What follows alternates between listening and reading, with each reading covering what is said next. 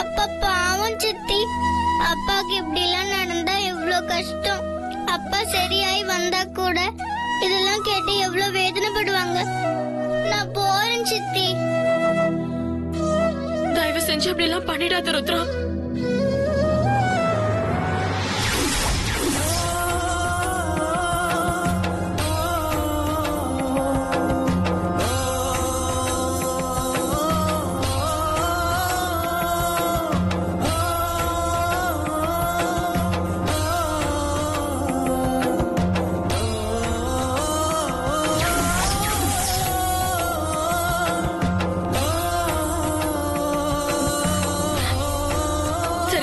நாம போலாம். எங்க சித்தி? ஒரு இடத்துக்கு போகணும். வா. எங்க சித்தி போறோம்? வா சொல்றேன்.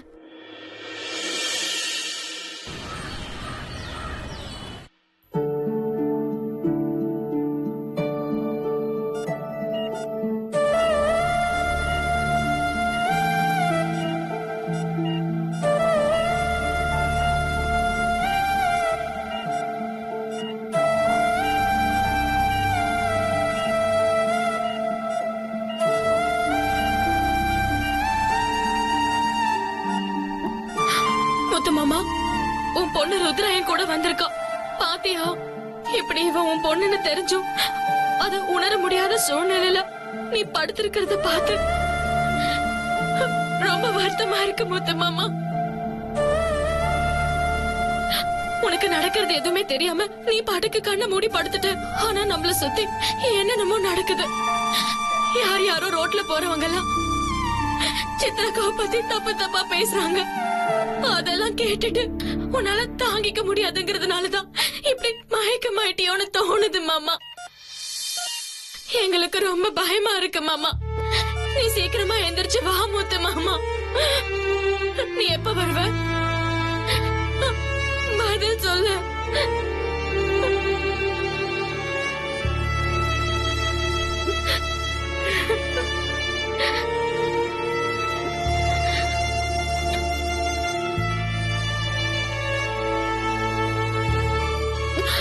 ருத்ரா குட்டி எவ்வளவு பயப்படுறா தெரியுமா? அவளாலதான் உனக்கு இப்படி ஆயிடுச்சுன்னு சொல்றா. ஆனா நான் அவளுக்கு ஆறுதல் சொல்லிட்டு இருக்கேன். உன்னால இப்படி ஆகல, ஏதோ நம்ம கெட்ட நேரம் இப்படி நடந்திருக்குன்னு அவகிட்ட நான் சொல்லிட்டு இருக்கேன். நீ கவலைப்படாத. நீ வர வரைக்கும் நான் ருத்ராவை பத்திரமா பாத்துப்பேன். என் காரணத்து கொண்டும் யாருக்காகவும் ருத்ராவை விட்டு கொடுக்க மாட்டேன். நீ சீக்கிரமா எந்திரிச்சு வரணும். அது ஒண்ணுதான் ரொம்ப முக்கியம். ஆனா ருத்ராதான் ரொம்ப கலங்கி போயிருக்கா. நான் ஊரை விட்டே போறேன், அப்பதான் உனக்கு சரியாகும்னு சொல்றா முத்து மாமா. இதெல்லாம் தடுக்கிறதுக்காகவாவது நீ சீக்கிரமா நல்லபடியா எந்திரிச்சு வரணும் முத்து மாமா.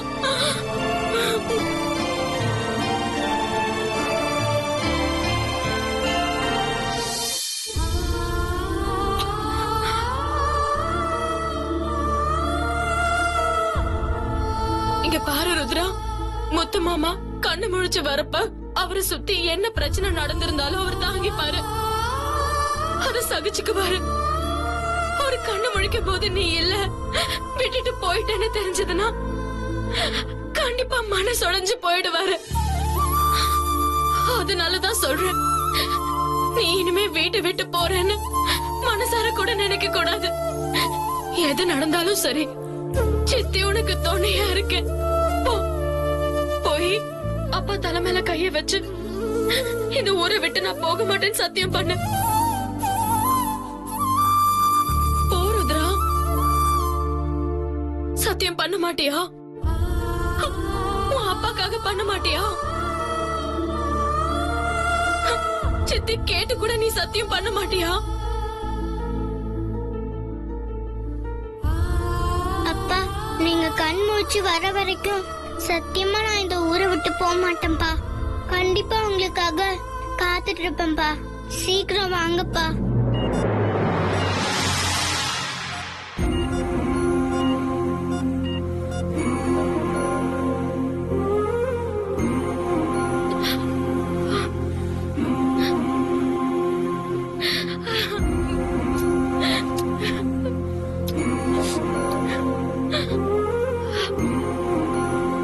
நிச்சயமா அப்பா நல்லா ஆயிடுவாரு பாரு.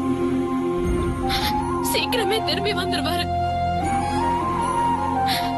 நம்ம போலாம் வா.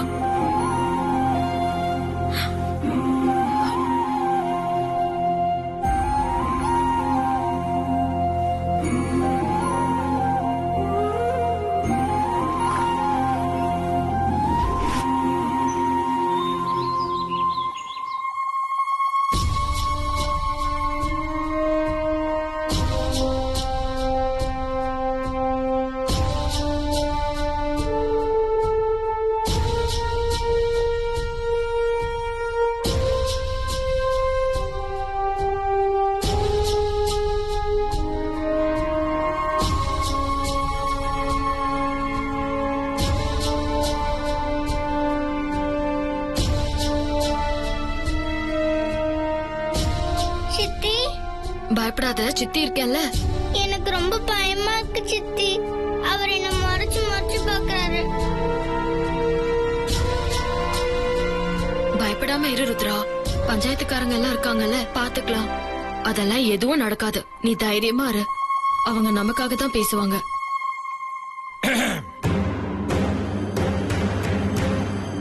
வந்திருக்கிற எல்லாருக்கும் கொடுக்கப்பட்ட பிராது என்னன்னு தெரிஞ்சிருக்கணும்னு நினைக்கிறேன்.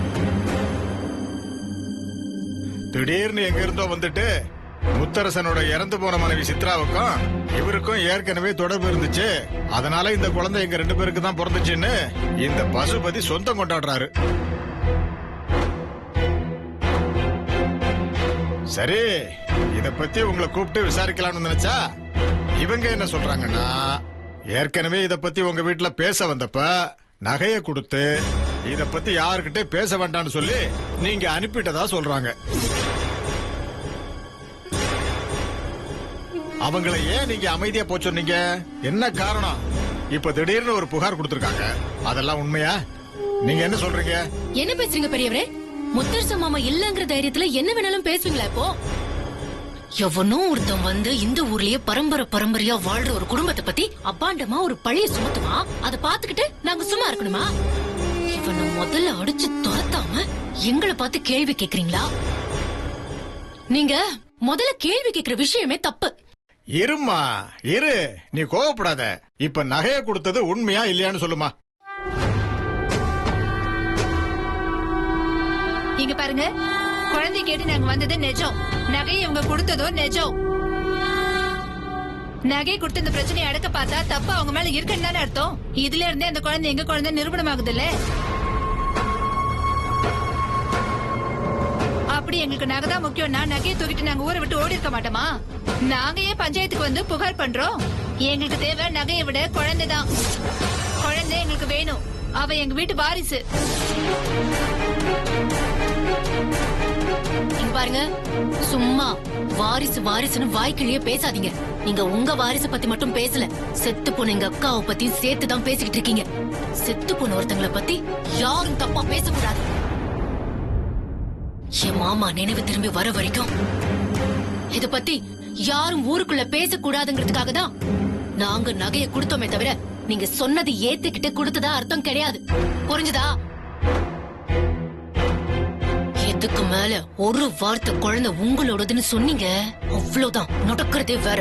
பல்லெல்லாம் பேத்து எடுத்துருவேன். ஓடுங்க, முடியாது கெட்டுரும். அடிச்சனா மூஞ்செல்லாம் உடைஞ்சிடும். ஒழுங்கா ஓடுங்க. இருமா, என்னமா நீ ஊர் பெரியவங்க நாங்க எதுக்கு கூடி இருக்கோம்? நீ பாட்டுக்கு யோசிக்காம எங்களை மீறி அடிக்க போற? விட்டா வெட்டிடுவேன் குத்திடுவேன்னு இந்த பசங்க மாதிரி கிளம்பிட போல இருக்க. பின் என்னங்க பண்ண முடியும்? முத்தரசு மாமா அங்க ஹாஸ்பிட்டல்ல நினைவு திரும்பாம கண் திறக்காம கிடக்குறாரு. அவருக்கு எப்போ சரியாகி எப்போ வருவாருன்னு எதுவுமே தெரியல.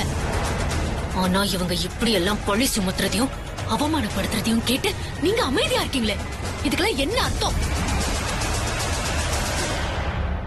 இவங்க இப்படி பேசும்போதே ஊர்க்காரங்க மொத்தமா இவங்களை அடிச்சு துரத்திருக்கணும். அத நீங்க பண்ணாம விட்டதுனாலதான் நான் பேச வேண்டியதா போயிடுச்சு. இப்ப என்னடானா ஏதோ தப்பெல்லாம் ஏன் மேல இருக்கிற மாதிரி பேசுறீங்க? சரி சரி, இருமா அமைதியா இருமா. பேசி முடிவெடுத்துக்குவோம். கொஞ்சம் பொறுமையா இருங்க. இதுல பேசுறதுக்கு என்னங்க இருக்கு? குழந்தை எங்க குழந்தை தான் தெரிஞ்சிருச்சுல, அப்புறம் என்ன கூட அனுப்பி வைக்க வேண்டியதானே? அதை விட்டுட்டு என்னமோ பேசிக்கலாம் முடிவு எடுத்துக்கலாம்னு இழுத்துட்டே இருக்கீங்களே. தம்பி, நீ என்ன பேசினாலும் சும்மா கேட்டுட்டு இருப்போம்னு நினைக்காத. விஷயம் இந்த பஞ்சாயத்து வரைக்கும் வந்திருக்கு. இதுக்கப்புறம் விசாரிச்சு தீர்ப்பு சொல்றத கேட்டு ஏத்துக்கிட்டு போகணும். ஏற்கனவே நீங்க பேசின விஷயத்துல ஊர் ஜனங்கள் உங்க மேல கோபமா இருக்காங்க. அப்புறம் உங்களை ஒரு வழி பண்ணிடுவாங்க, பாத்துக்கங்க. ஏதோ பஞ்சாயத்துக்கு விஷயம் வந்ததால நீங்க தப்பிச்சிட்டு இருக்கீங்க. அத முதல்ல புரிஞ்சுக்கங்கப்பா. இத பாருப்பா, இப்ப முத்தரசனோட நிலைமை ரொம்ப மோசமா இருக்கு. அதனால அவரை கலந்துக்காம எதுவுமே பண்ண முடியாதுங்கிறதுனால தான் நாங்கெல்லாம் அமைதியா உட்கார்ந்து பேசிட்டு இருக்கோம். முத்தரசுக்கு எப்ப நினைவு திரும்புதோ அப்ப நாங்க சொல்லி அனுப்புறோம். அப்ப வந்து எல்லாத்தையும் பேசி முடிச்சுக்கலாம். இப்ப நீங்க கிளம்புங்க. அது எப்படிங்க கிளம்ப முடியும்? நீங்க எல்லாம் சொல்லும் போதே தெரியுது ஊர் ஜனம் மொத்தமும் ஜமீன் குடும்பத்துக்கு ஆதரவா இருக்கீங்கன்னு. முத்தரசன் இல்லாத போதே எப்படின்னா ஒரு நினைவு திரும்பி வந்ததுக்கு அப்புறம் சொல்லவே தேவையில்ல, அவரு சொல்றதான் சட்டமா இருக்கும். அப்புறம் உங்களை எல்லாம் நம்பி எப்படிங்க என் குழந்தைய விட்டு போக முடியும்? அதெல்லாம் முடியாதுங்க. எனக்கு என் குழந்தை வேணும், அதுவும் இப்பவே வேணுங்க. ஏய் வாங்க.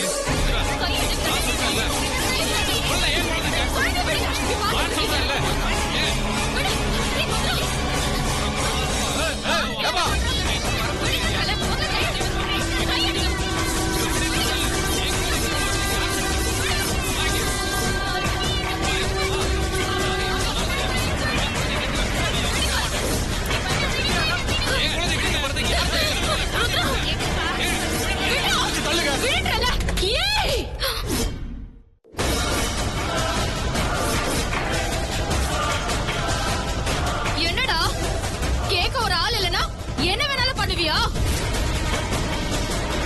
என் குழந்தை மேல இனிமே கைய வச்ச உன் குறவலிய கடிச்சு துப்பிட வேண்டாம்.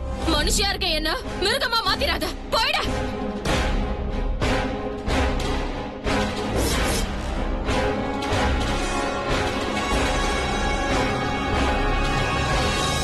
நீ பயப்படாத ருத்ரா. இந்த ஊரே எத்தாலும் சரி, எவ்வளவு பெரிய பிரச்சனை வந்தாலும் சரி, நான் உன்னை யாருக்கும் விட்டு கொடுக்க மாட்டேன். சித்தி கிட்டதான் நீ எப்பவுமே இருப்ப.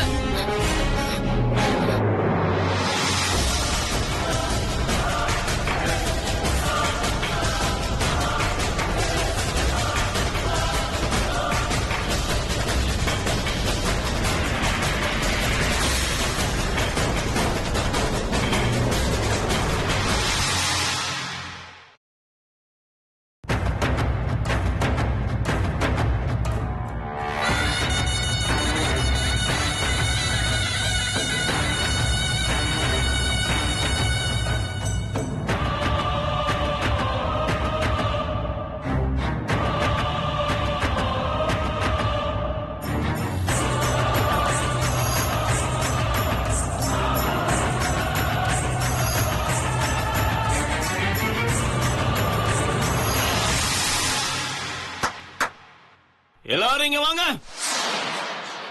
இந்த மில்லுல இருக்க மொத்த பேர் இப்ப இங்க வரணும்.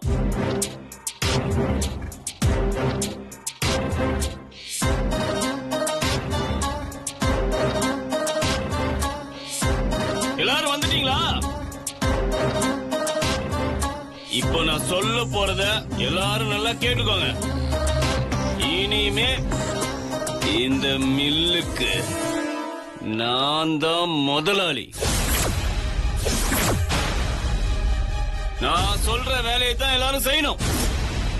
எப்படின்னா, நான் காலால சொல்ற வேலைய நீங்க எல்லாரும் தலையால செய்யணும். அப்படி செஞ்சீங்கன்னா உங்க எல்லாருக்கும் சம்பளம். புரியுதா? அது மட்டும் இல்ல, இனிமே என்ன பார்த்ததும் எல்லாரும் கையெடுத்து கும்பிடணும். வார்த்தைக்கு வார்த்தை. எப்படி? வார்த்தைக்கு வார்த்தை முதலாளி ஐயா முதலாளி ஐயான்னு கூப்பிடணும். புரிஞ்சுதா?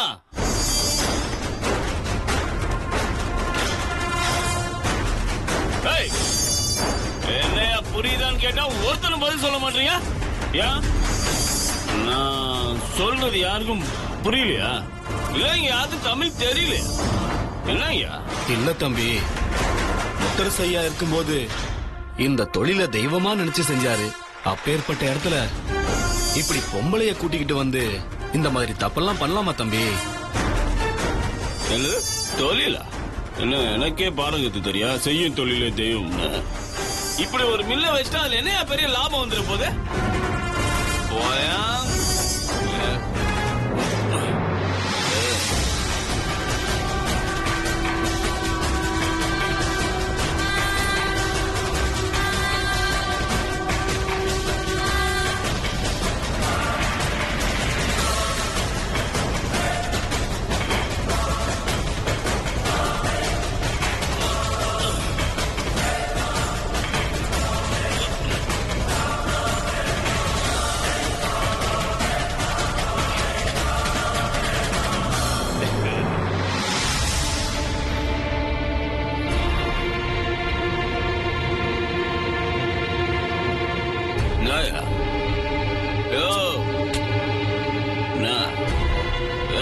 மோத்த சுழிய உள்ளதாயா? இப்படிதான் புது முதலாளியை பார்த்து முகத்தை சுழிப்பியா? ஏன் முகத்தை பார்த்து அவனுக்கு பிடிக்கலையா? சொல்லியா? சொல்லு மருதையா, சொல்லியா?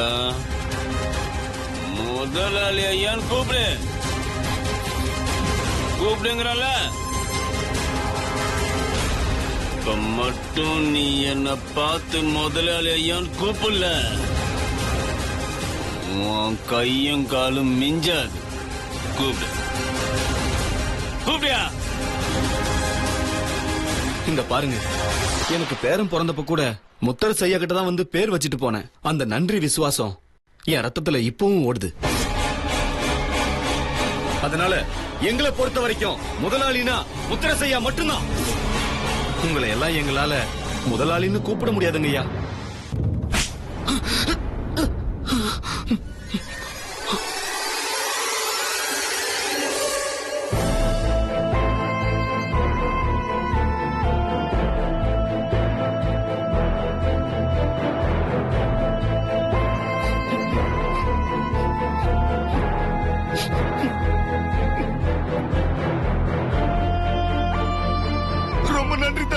ரொம்ப நன்றி.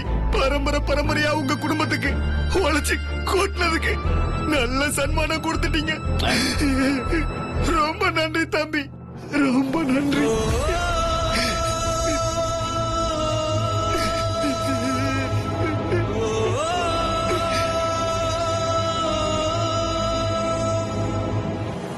எப்படி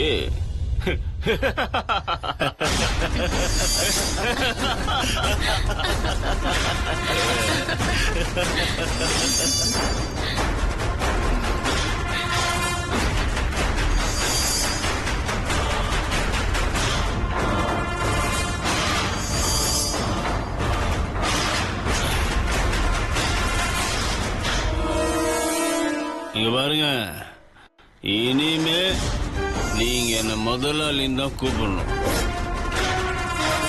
இல்ல மருதையான்னு கூப்பிடணும். புரியுதா?